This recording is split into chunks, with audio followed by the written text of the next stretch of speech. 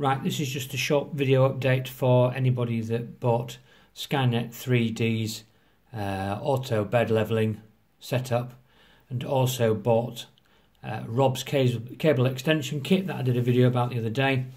Whether you know this or not, in the actual kit there is also an extension for the auto bed leveling kit. It's even got the right set of ends on it, so it's just a simple walkthrough for you. Basically all we have to do, we cut through the cable tie there.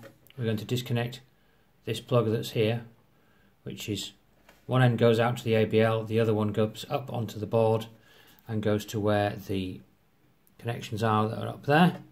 Okay, so it's literally just a matter of cutting through that cable tie, if of course you put it back on after fitting the ABL kit, and then we just disconnect that plug.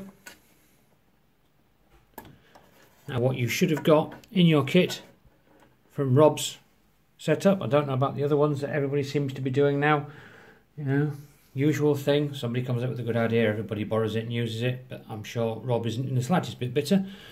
But you get cable like that, which isn't actually labelled in the kit. There's no labels on it anywhere at all, but this is what it's for.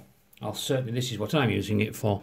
So all we're going to do, I'm sure you can't see because my fat fingers are in the way, we're going to pull that cable out, we're going to insert the new cable, and we're going to plug it in. So the easiest way of doing it, as you can see by this, you've got a fat end and a thin end. So the obvious way to do it is to put that thin end through the case first, and then just plug it into there. So we'll disconnect, we'll pull the old one out, we'll stick the new one in, and then we'll carry on from there. So there's the old cable there. Just give it a bit of a wiggle when you get it up to the grommet, and that should pull right through. So there it is out. That's the one that goes straight up to your ABL sensor. So what we'll do now is we'll get the extension and we'll bob that in. So take the extension in around the back, through the grommet. There we go, got that through like that. So that will now just plug into there. As you can see, 3 pins on there, 3 on there. So it's just as simple and as straightforward as that.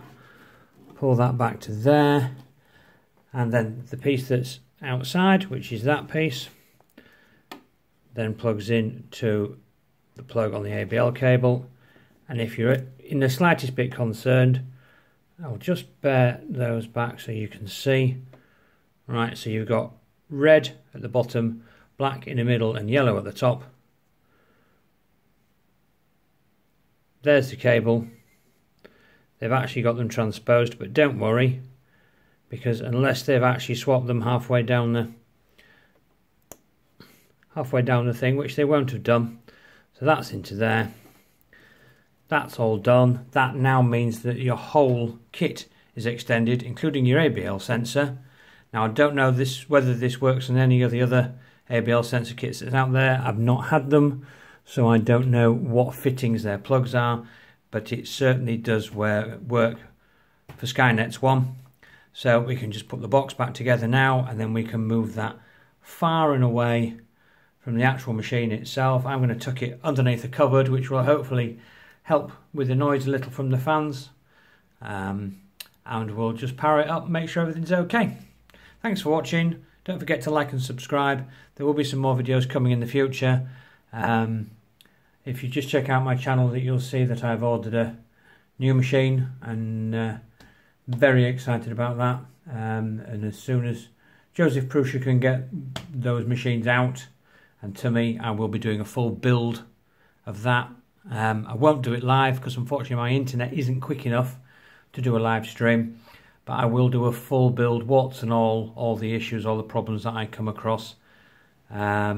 And we'll get it built, and then we'll do a first print. So hopefully when you guys want to upgrade, you've got a bit of an idea what you've got ahead of you. I've gone for the kit because it saves me a couple of £100. And if I can put an A8 together and get it to work, which I have done, I'm sure I can do it with the Prusa i3 Mark III. I would hope with the new extrusions, the actual calibration side of it will be a lot easier. So look forward to that. If there is anything else that people want me to do videos on, please leave it in the description or contact me, private message me. Let me know what you'd like to see. I'll do my best to do it for you. Money is not, never ending. There is a limit to what I can afford to buy, but if there's something sort of fairly cheap that you want me to try and do, or there's something you want to send me and see if I can do it, by all means do. I'm here to help. I'm here to just make things as simple as possible for people. I have a very warts and all approach, like I say. There's no clever cutting in and out and getting rid of all my mistakes. They're there for everyone to see. Hopefully, if I make those mistakes, it means that in future, when you're doing these things, you don't.